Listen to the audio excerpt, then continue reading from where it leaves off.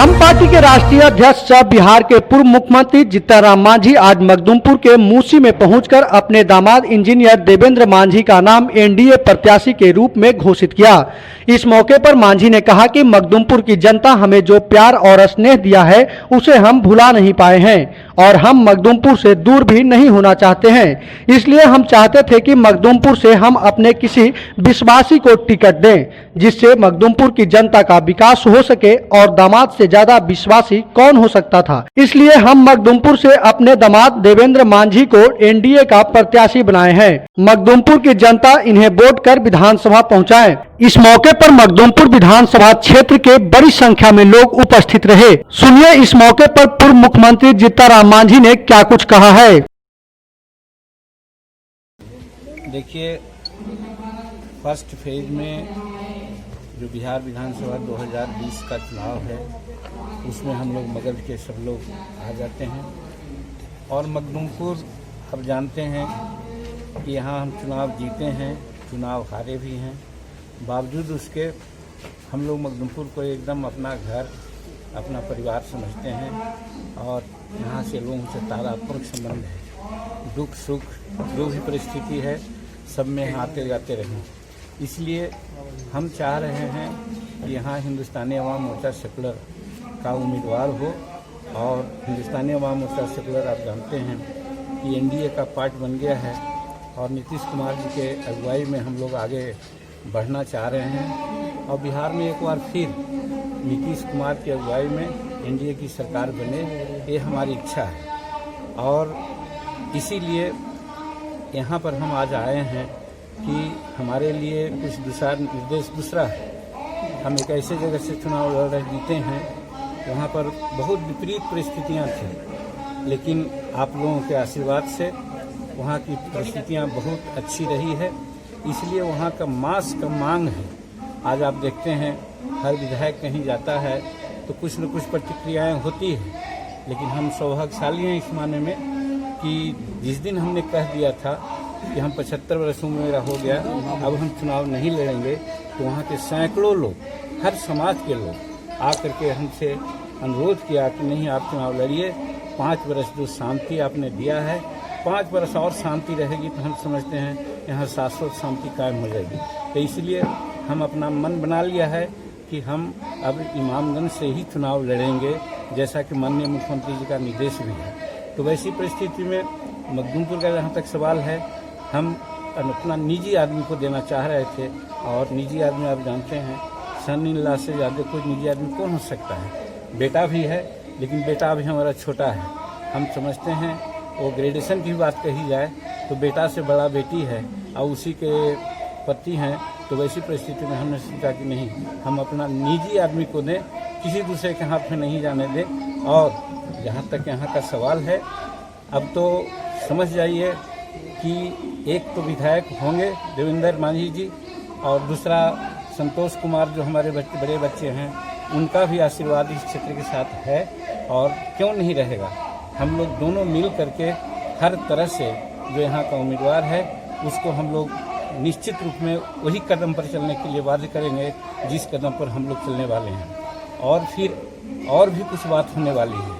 हो सकता है कि हम जहाँ से चुनाव लड़ रहे हैं 2020 में कुछ दूसरे रूप में भी शायद हम जाने जा सकते हैं। वैसी परिस्थिति में भी उसका लाभ मखदुमपुर को मिलेगा। तो मखदुमपुर को तो 1+3 का मामला हो जाता है। इसीलिए हम कहते हैं कि अगर यहाँ हम हैं, हम अपने आदमी को दिया है तो ज़्यादा लाभ दिलाने के लिए और ज़्यादा लाभान्वित होने के लिए कैंडिडेट के रूप में हम घोषणा करने वाले हैं। और हमको बहुत प्रसन्नता इस बात की है कि हमारे आने के पहले ही यहाँ के लोगों ने देवेंद्र मांझी को एक तरह से अपना स्वीकार कर लिया है और हर तरह से उनको मदद करने की बात की है। हम समझते हैं यहाँ से चुनाव जीत के हम लोग जाते हैं तो एनडीए को एक बहुत बड़ा बल मिलेगा और एनडीए को नेतृत्व में जो बिहार के मुख्यमंत्री बनना है नीतीश कुमार जी को, उनको हर तरह से हम लोग साथ देंगे और उसी दिशा में मखदुमपुर के लोग भी सोच रहे हैं। और मखदुमपुर को तो आप जानते हैं सर, आप एनडीए के घटक दल हैं, क्या लगता है सर कितने सीट पर चुनाव लड़ेंगे? इस सब पर अभी हम आप लोगों से कोई शेयर नहीं करेंगे क्योंकि ये बातें चल रही है, दिल्ली में लोग जुटे हुए हैं। आज किसी न किसी रूप में अंदाज है कि मूर्त रूप आ जाएगा, आज से कल तक अपने आप डिसाइड हो जाएगा। फिर भी सर आप लोग आपकी कितनी मांग है? नहीं, हमारी कोई मांग नहीं है। हम तो सदा कहते हैं कि तर्क वितर्क नहीं होता जहाँ पूर्ण समर्पण होता है। एनडीए में लोजपा रहेगी सर? कंडीशनल एक तरह से इनके साथ हम हैं। लोजपा हम समझते हैं कि वो लोजपा एनडीए में रहेंगे ही, इसीलिए वो जो भी कह रहे हैं हम समझते हैं कि सिर्फ प्रेशर टैक्टिक्स है कि ज़्यादा से ज़्यादा उनको सीट मिले, क्योंकि एनडीए छोड़कर वो नहीं जा सकते हैं, ऐसा हमको विश्वास। महागठबंधन में लगातार टूट हो रही है, इसका क्या कारण है सर? अब हम जब वहाँ से चले आए हैं तो वहाँ के बारे में अब कुछ कहना उचित नहीं है, लेकिन जिन कारणों से हम आए हैं लगता है कि हमारे अब लोग जो वहाँ से निकल रहे हैं उसी कारणों से निकल रहे हैं। वहाँ कोऑर्डिनेशन की कमी है। हम कोऑर्डिनेशन कमेटी बना करके सारा प्रोजेक्ट का निर्णय लेने के लिए सुझाव दिया था, उसको वो लोग नहीं मानते हैं।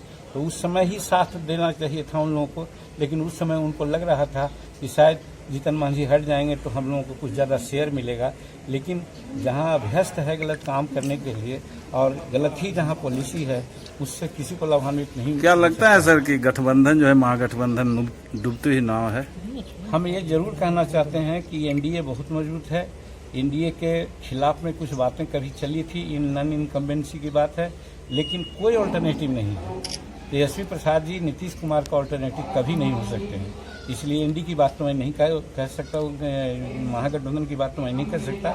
एनडीए की बात मैं कह सकता हूं कि एनडीए एकदम कम्पैक्ट है, एकजुट है, और हम समझते हैं कि 220 सीट से ज़्यादा एनडीए बिहार में जीतने जा रही है। ठीक सर, क्या अन्य पार्टियों की तरह ये हम पार्टी भी परिवारवाद की ओर बढ़ गया है? देखिए, ये तो आप कह सकते हैं, आपकी मानसिकता ये है, लेकिन बहुत से ऐसे लोग हैं जो अपने परिवार के लोग को देते हैं। आज जिस एलजीपी के नाम आप लोग कह रहे हैं, एलजीपी में बताइए ना, 5 आदमी बताइए, एक ही परिवार के सब हैं, उनके बारे में क्यों नहीं सोचते हैं आप? उनके तो आप ऊपर लोगों की मानसिकता है, सर। आप लोगों की मानसिकता है कि किसी पर उंगली उठा दें तो कौन परिवारवाद की ओर चला है? तो बताइए, क्या ये इंजीनियर को हम दिया है तो 7वां पास है का, 8वां पास है का?